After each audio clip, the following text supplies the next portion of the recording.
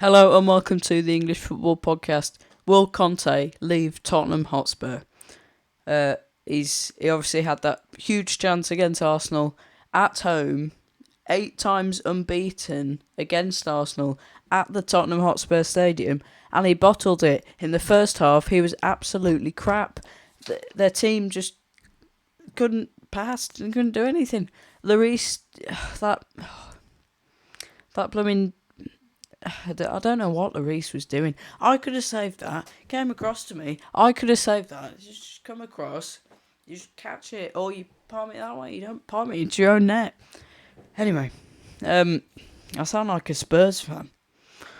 Being like angry with Spurs. I mean, I'd rather Arsenal win than Spurs. But all Spurs fans now want Conte out. It was such a big chance against Arsenal. They're bitter rivals. They're huge North London rivals, and they've a chance to make it. I think they were 5 points clear then, and then they could have made it. Well, they could have closed the gap so that Manchester United would be level on points or 2 points behind them. It would have put so much pressure on Arsenal. 8 times unbeaten at the Tottenham Hotspur Stadium against them, and they can't manage to beat them. It wasn't all Conte's fault, that wasn't, no. But, I mean, last season he took them to the UCL with, I think he came in, they were 7th or 8th or something, and he got them all the way up. Obviously that was half because Arsenal bottled it, but you know, obviously the good 3-0 victory at the Tottenham Hotspur Stadium against Arsenal, that was such a huge turning point for them in getting top 4.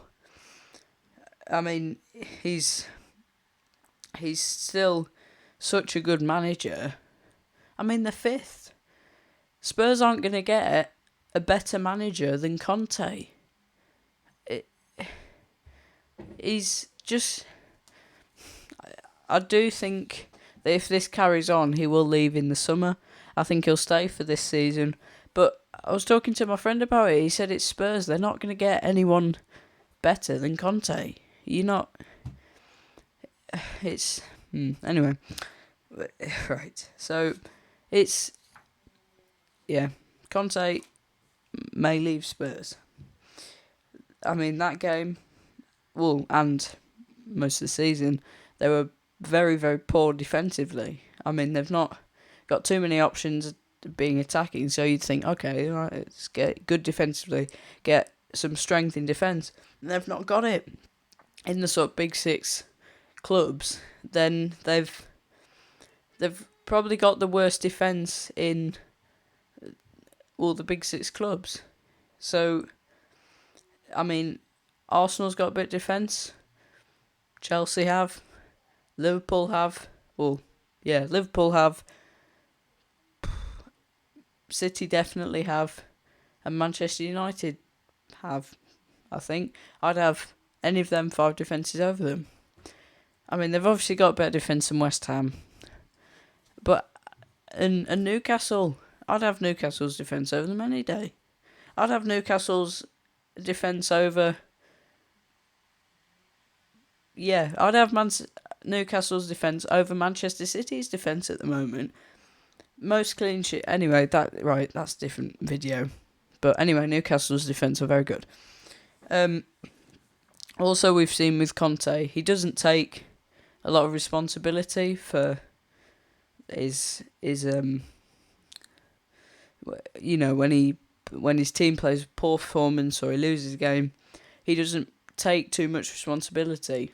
Because obviously we saw in that press conference against Aston Villa, he said how basically the players he'd brought in and he'd signed, and said that they're miniguns compared to other teams' bazookas.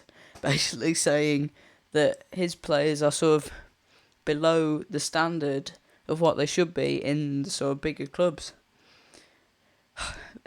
You can't say that about your players, especially the ones you've signed. He's come in and signed all the players, and then he's calling them crap and that they're not at a good enough standard. When he signed them, you don't sign a player who you are going to say is bad or, rubbish. Anyway, will Conte leave Spurs? What do you think? I think he'll stay for the season and then they'll sack him and then they won't know what to do. And then they won't have another manager. They'll have to do something like what Man U did, get in Carrick and Radnick or whoever. What do you think? You've been watching the English Football Podcast. Goodbye.